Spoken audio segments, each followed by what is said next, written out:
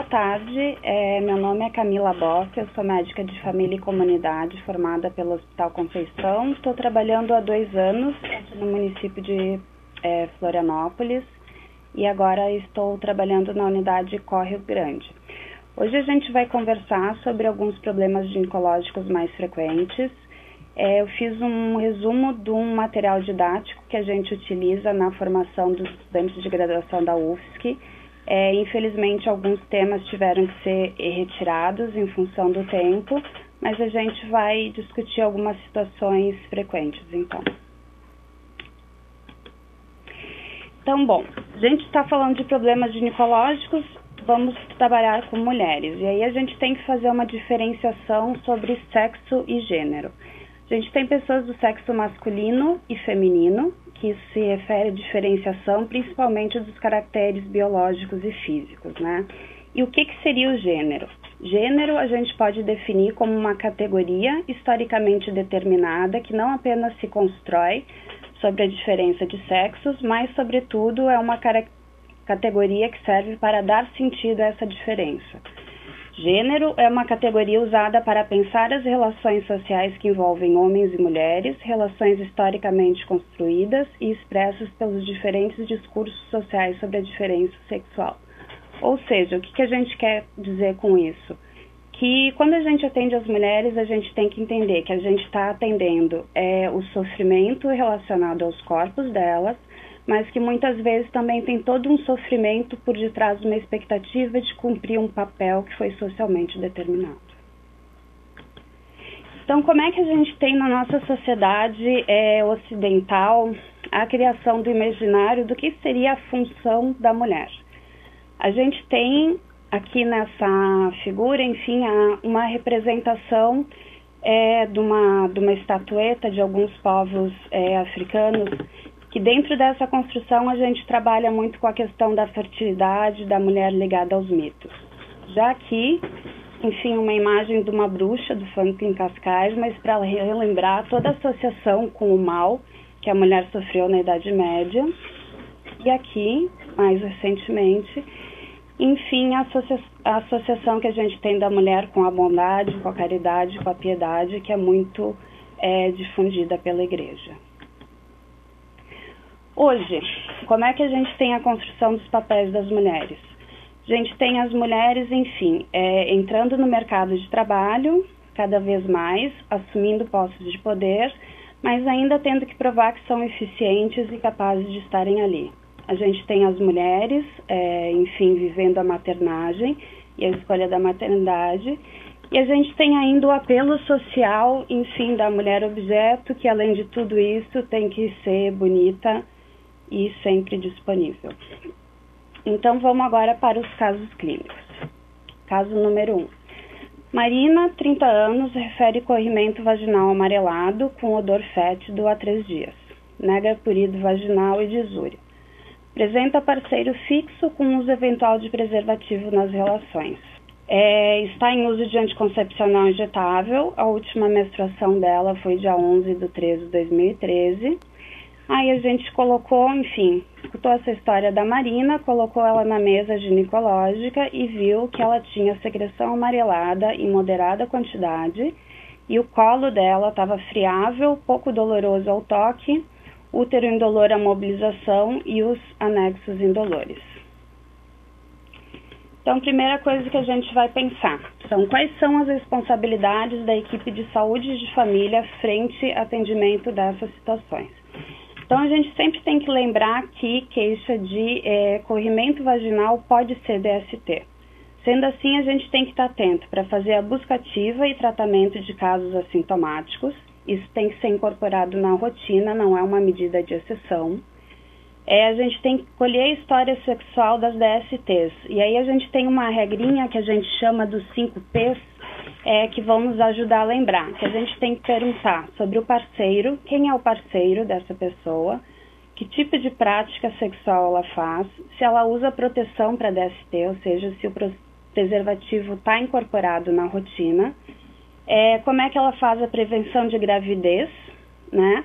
se ela usa anticoncepcional oral, se é injetável, se é DIU, e se ela já teve no passado alguma história de DST.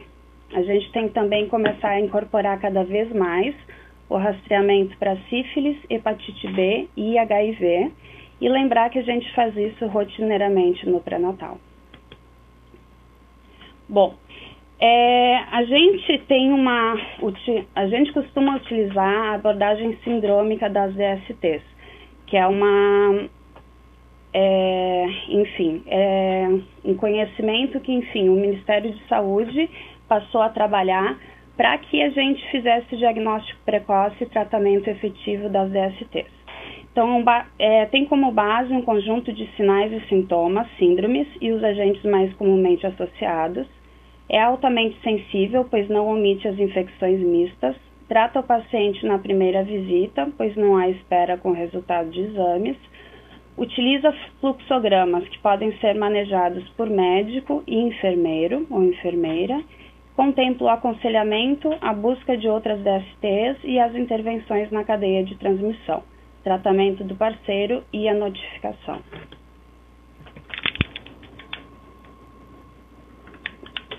Então, a abordagem sindrômica contempla o diagnóstico e tratamento sindrômico de úlceras genitais, corrimentos uretrais, corrimentos vaginais e cervicais, desconforto e dor pélvica.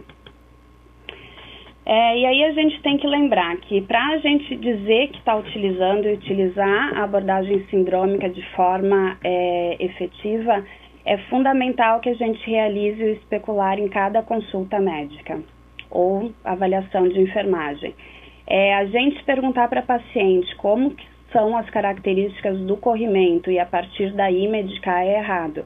Para a gente utilizar a abordagem sindrômica, a gente tem que fazer exame especular de todas as mulheres com queixa. Então, aqui tem o fluxograma que a gente segue, né? Então, o paciente com corrimento vaginal, a gente vai para a anamnese, mais o exame ginecológico, e a partir daí a gente vai ver as diferenças dela. Então, se ela tem critério positivo para cervicite, o que seria critério positivo para cervicite? Apresentar muco ou pus ou colo friável, que a gente chama. O que é o colo friável? Aquele colo que quando a gente encosta sangra, às vezes ele sangra inclusive com a colocação do espéculo. Se o colo estiver friável, eu vou tratar gonorreia e clamídia, tá? Se o colo não estiver friável, eu vou estar pensando em quê?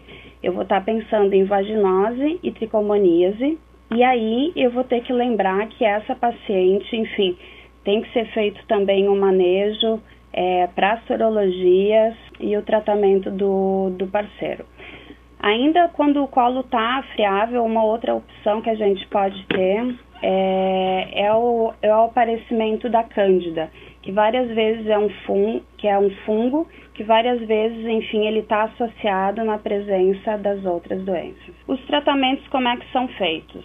Tem uma associação aqui que vai ser bem comum e a gente vai ter que lembrar, que é da azitromicina 1 grama mais o ciprofloxacin. Esse tratamento, enfim, ele pode ser de prescrição tanto do médico quanto da enfermagem e ele vai resolver, enfim, as doenças que a gente vai estar tratando em uma boa série dos casos. Então, tratamento de clamídia a gente faz com azitro, gonorreia com cipro, ou seja, a gente vai estar associando as duas. Nas gestantes, a gente pode estar usando a azitro e a amoxa. Tricomona e vaginose, a gente vai tratar com metronidazol, que pode ser 2 gramas em dose única, ou 500 miligramas de 12 em 12 durante 7 dias. Candidíase, a gente tem a opção sempre dos tópicos primeiro, e aí são 2 tipos de medicamento que a gente costuma encontrar na lista das prefeituras, que é o miconazol ou em algumas prefeituras a nistatina. O miconazol ele acaba tendo uma eficácia superior, então é por isso que a gente opta por ele. Existe também, enfim, um uso bem corrente do fluconazol, mas o tratamento dele é inferior ao miconazol e não tem a necessidade de fazer os dois associados. Ou a gente faz o tratamento tópico ou faz o tratamento via oral.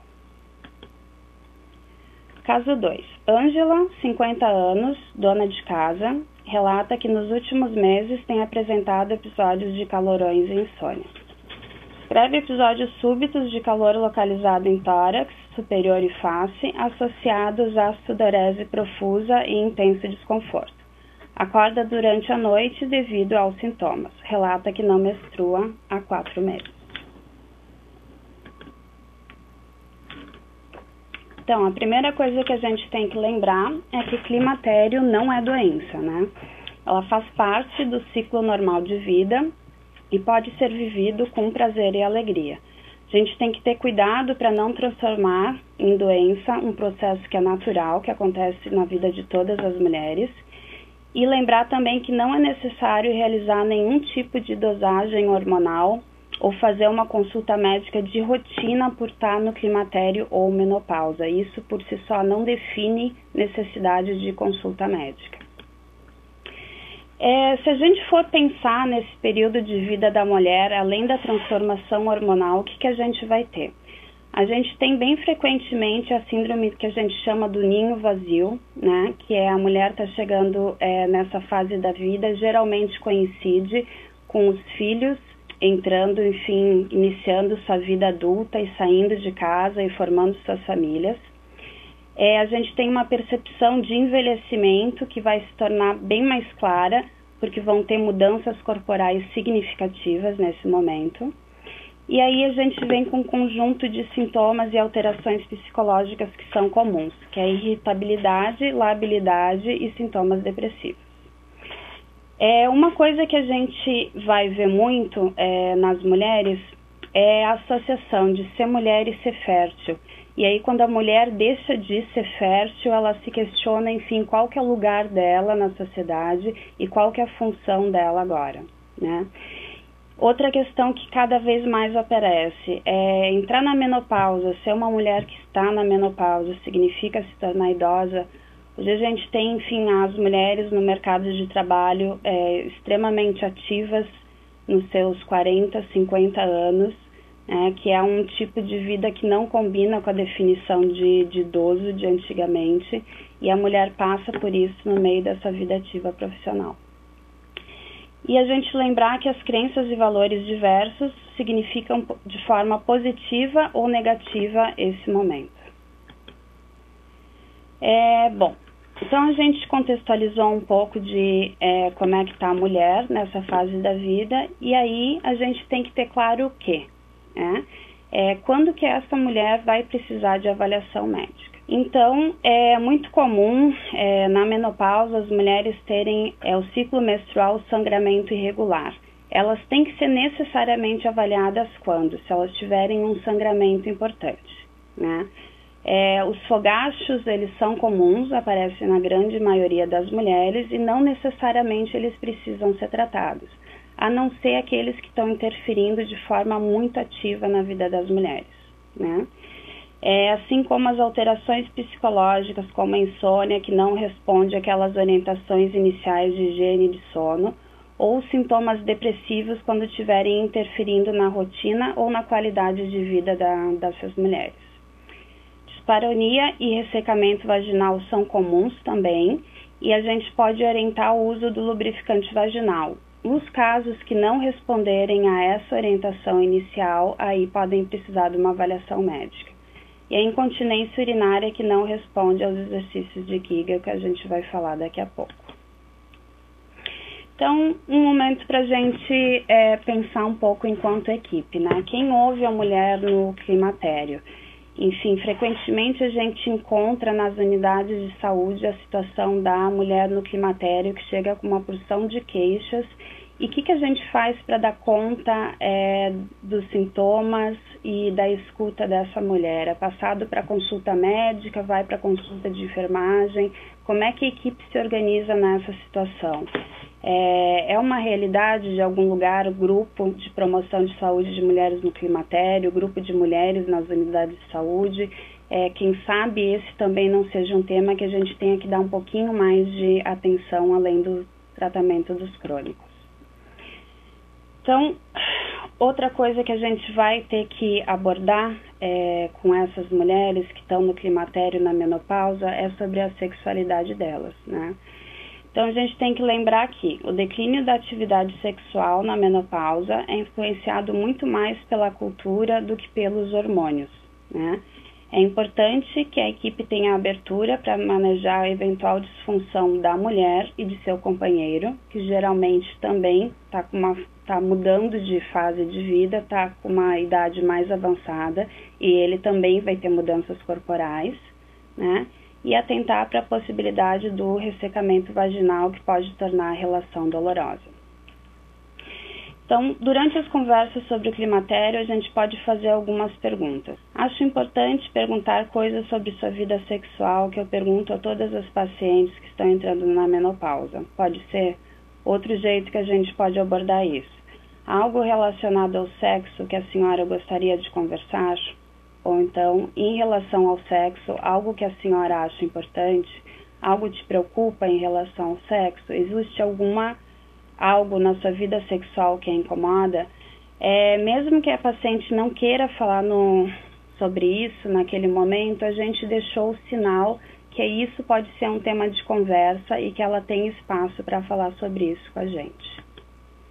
Que cuidados a gente tem que ter quando a gente vai abordar isso? De escolher uma linguagem adequada à condição cultural da paciente. Então, cuidar com palavras muito técnicas ou palavras de uso comum, mas que sejam de difícil compreensão. Verificar se a paciente realmente está entendendo o que se está falando, né? E caso você não se sinta à vontade de conversar sobre isso ou achar que a paciente não está à vontade, pode chamar ela e o companheiro também para consulta, que às vezes, enfim, ela acaba se sentindo mais à vontade. Isso também pode ser feito quando a mulher relata algumas dificuldades relacionadas ao comportamento do parceiro e que ela acha que vai ter dificuldade de negociar isso com ele. Então, você pode combinar que vocês vão fazer uma consulta do casal e você ajudar nessa negociação. Então, agora vamos falar um pouco sobre ressecamento vaginal. Então, a gente tem que lembrar que é uma queixa muito comum, que a grande maioria dos casos ela vai ser manejada com o uso do lubrificante vaginal, que nas mulheres que são sexualmente ativas, elas têm menos ressecamento vaginal, né? E que a gente tem de medicação que a gente pode estar usando para atrofia genital intensa, que volta e meia acontece com a diminuição dos hormônios nessa mulher. São os estrógenos conjugados via vaginal, aplicando 3 semanas e dando intervalo de 1. Não tem um tempo mínimo nem máximo bem estipulado para o uso disso. A gente tenta usar, sempre quando a gente for usar alguma medicação, utilizar pelo mínimo período possível. Então, a gente pode fazer 1, 2 ciclos, parar e ver como é que a mulher responde a isso. Agora, vamos falar um pouquinho sobre os exercícios de Kegel. Esses são exercícios que foram desenvolvidos, enfim, pelo médico americano, quando ele começou a estudar, enfim, muitas mulheres que desenvolviam principalmente problemas de incontinência urinária ou dificuldades para sentir prazer nas relações. Então, esses exercícios estão, inclusive, recomendados pelo Ministério da Saúde no caderno que foi lançado sobre o climatério e são de uso corrente, é muito fácil de orientar e tem um resultado muito bom. Então, assim, para a gente identificar o grupo muscular a ser trabalhado, a gente pode orientar a mulher que na hora que ela está fazendo xixi, ela vai interromper a micção. Os músculos que ela usou para fazer essa contração são os músculos que ela vai ter que exercitar nos exercícios de Kegel. Então, a gente tem que cuidar para contrair somente a musculatura pélvica e não fazer contração do abdômen e das coxas simultâneas. E depois de alguns dias ou semana que a gente ensinou essa mulher e que ela está fazendo esse exercício de interromper o fluxo urinário durante a micção, aí ela pode passar para fazer o exercício de outra maneira. Enfim, ela vai estar contraindo o músculo e aí não precisa mais, enfim, ser no banheiro, pode ser em qualquer momento, e vai fazer essa contração por 3 segundos. relaxa 3 segundos e repete de novo. Assim que ela se sentir mais segura, a gente orienta que a duração da contração vai aumentar até gradativamente ela conseguir chegar a 10 segundos. O ideal é que depois ela consiga ter mais agilidade e o recomendado é que esse exercício seja repetido 200 vezes por dia, que é bastante, mas pode ser distribuído em várias vezes ao dia, né? Depois de dominada a técnica, tem um jeito que a gente vai ver para potencializar o exercício, que é deitando em posição horizontal, como mostra aqui no exercício. Então, fazendo isso, a mulher pode também aproveitar a expiração dela para contrair daí sim o abdômen, que vai ajudar na sustentação das costas.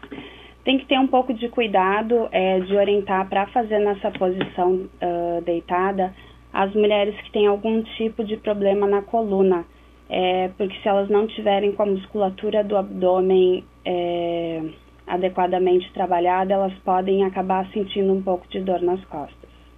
Bom, sobre sangramento excessivo, a gente tem que lembrar que se a mulher estiver sangrando muito, o primeiro risco que ela corre é de ter anemia, né? Tem que sempre lembrar de fazer o diagnóstico diferencial de gravidez, pólipos, doença inflamatória pélvica, hipotireoidismo, endometriose, câncer de colo, endométrio, né? Sempre que a gente tiver uma mulher que está com sangramento excessivo, a gente tem que fazer a avaliação do endométrio, então tem que estar solicitando uma ultrassonografia transvaginal. Como é que a gente pode manejar isso, né? A gente pode prescrever e recomendar essa mulher para usar ibuprofeno fixo, né? Lembrando que ele tem que ser usado de 8 em 8 horas e que se a gente fizer o uso dele associado depois da refeição, a gente vai ter menos epigastralgia associada. E depois da gente avaliar esse endométrio, ver que não está com hiperplasia, que ele não está aumentado e, portanto, não tem risco de ser câncer de endométrio, a gente pode estar entrando daí com tratamento hormonal de medroxiprogesterona IM, que é o Depo-Provera, que tem na lista de medicamentos da maior parte dos municípios, desogestrel ou anticoncepcional oral contínuo sem pausa. Que aí a gente vai induzir essas mulheres à amenorreia, a parar de menstruar. Sobre os fogachos.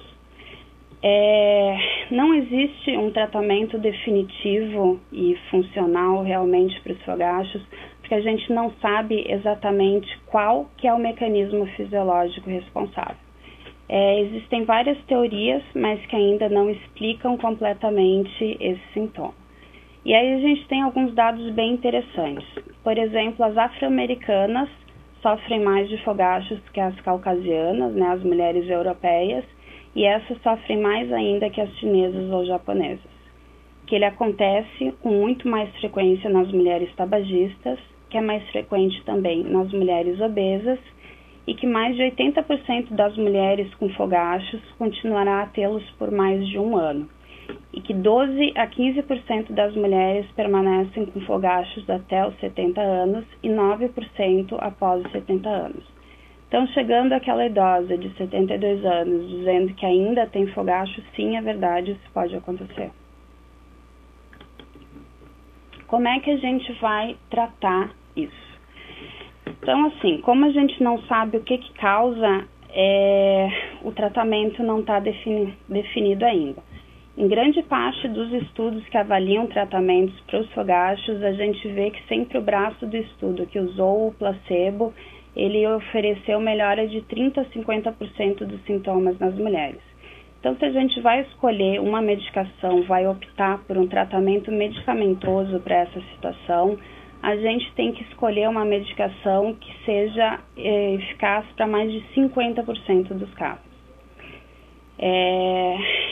Outras medidas que vão funcionar bem para isso é a redução da temperatura ambiente. A gente sabe que os fogachos, eles interferem na qualidade de sono dessas mulheres e que, enfim, a orientação de dormir num quarto mais frio, isso seria uma temperatura de 24 graus, vai melhorar a qualidade de sono das mulheres. que a perda de peso também está associada com a redução dos sintomas. E aqui eu listei algumas medicações, enfim, que têm efeito comprovado de redução dos fogachos para mais de 50% das mulheres nos estudos. Então, a gente tem de mais comum aqui o antidepressivo a fluoxetina, que vai ser encontrado também na lista das prefeituras, né? A venlafaxina já um pouco mais recente. Normalmente a paciente vai ter que comprar, ela não tem um benefício superior à fluoxetina, então a gente pode estar indicando o uso da fluoxetina. Gabapentina é um anticonvulsivante, que também tem sido usado para isso, também não tem benefício superior.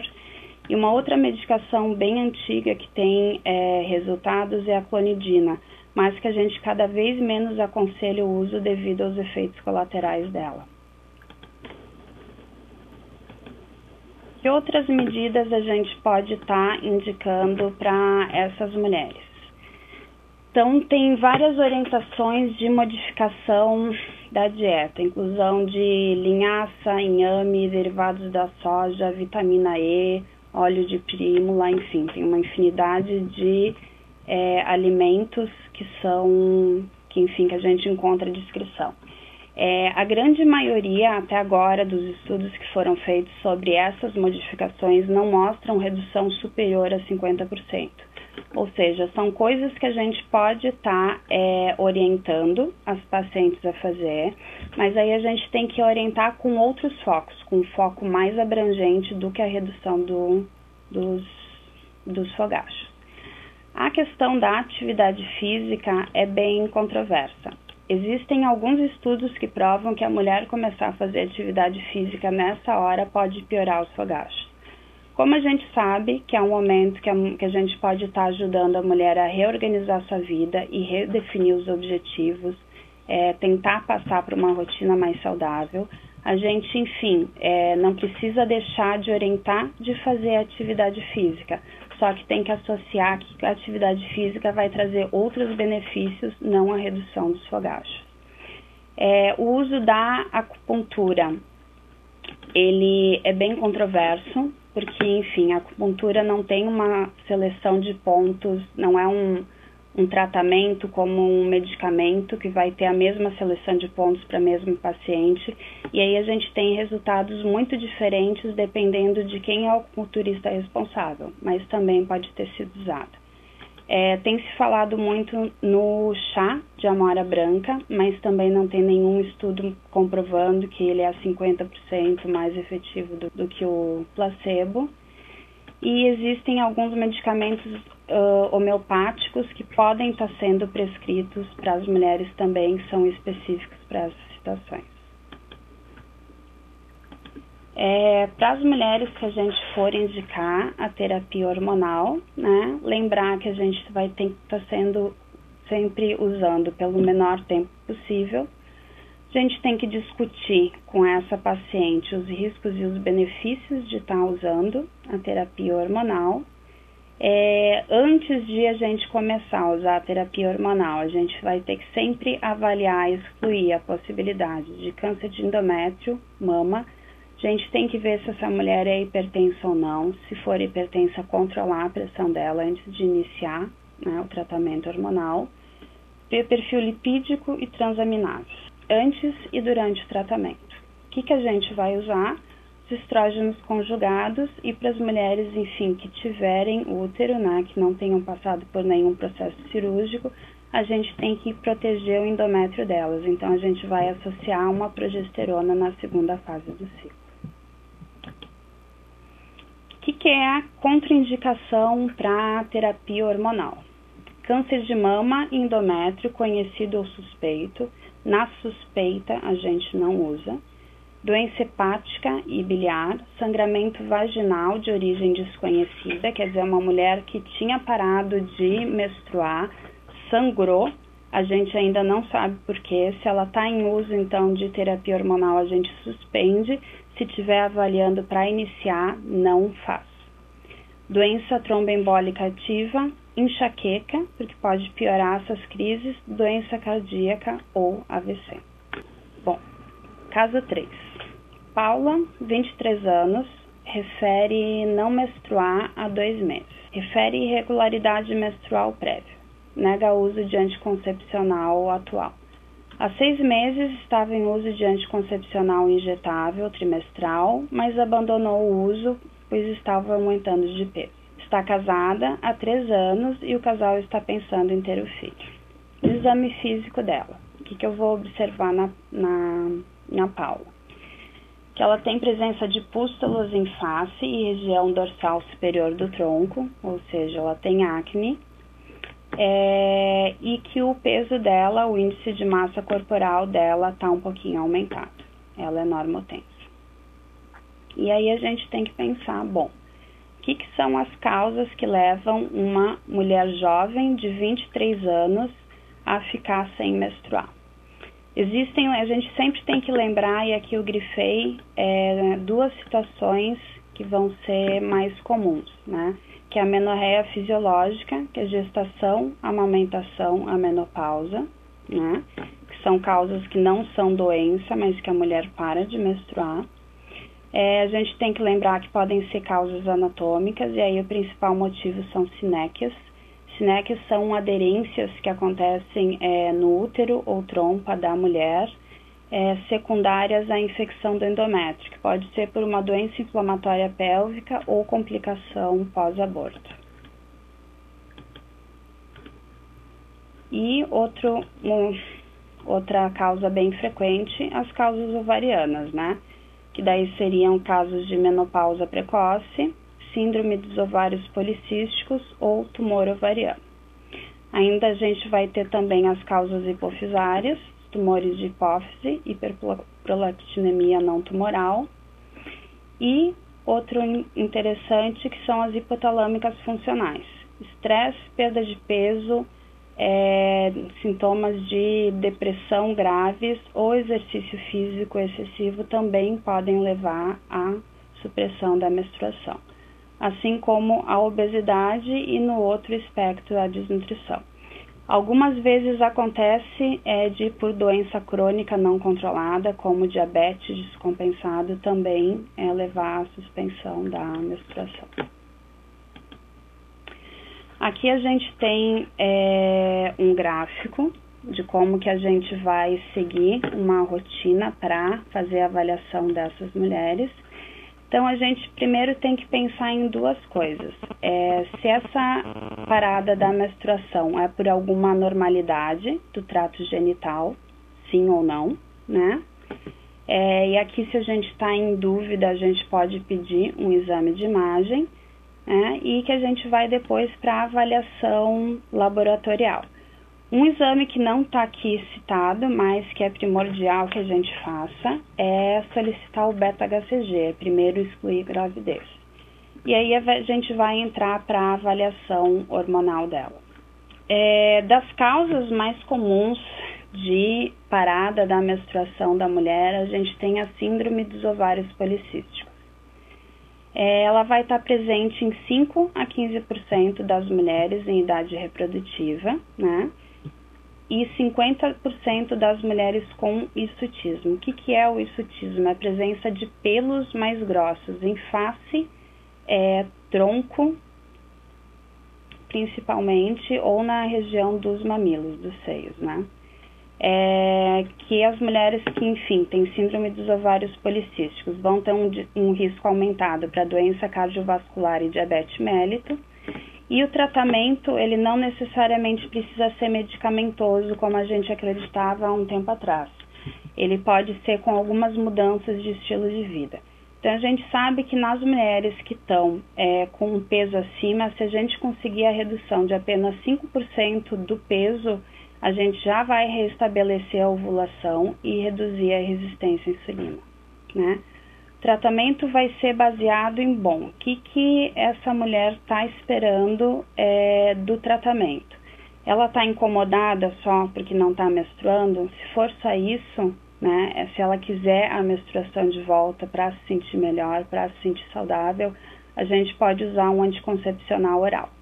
Aí a gente tem a opção dos anticoncepcionais de baixa androgenicidade, que a gente vai ter o gestodeno e dosagestrel, e os antiandrogênicos, que a gente vai usar naquelas situações que a mulher tem mais acne, tem mais pelos, né? E a gente tem a drospirenona. A gente, enfim, escutou muito na mídia agora nos últimos tempos a polêmica em cima do Diane 35, que seria um outro anticoncepcional antiandrogênico, né? No caso da gente, dessa mulher desejar gestar, a gente vai associar, não vai usar o anticoncepcional, né? E vai usar o citrato de clomifeno por 3 a 7 dias. Um outro tratamento disponível é também a gente associar o anticoncepcional com a metformina. Antigamente a gente tinha um pouco mais de esperança no uso da metformina para prevenção cardiovascular. Hoje a gente já sabe que não é um tratamento tão efetivo quanto a gente acreditava no passado. Bom, muito obrigada. A gente agora abre, enfim, para as perguntas e para as dúvidas, que podem ser respondidas aqui ou depois também, né? Vamos começar com a pergunta de Timbó. A isoflavona de soja tem se mostrado eficaz na prática terapêutica dos fogachos. Poderia ser indicada e prescrita por enfermeiros na dosagem diária de 150 mg na rotina através de protocolos?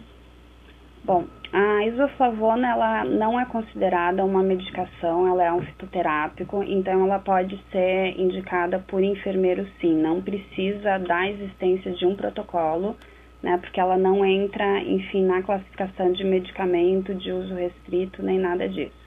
Ela pode ser orientada, mas a gente não tem, enfim, o benefício dela cada vez mais vem se mostrado controverso.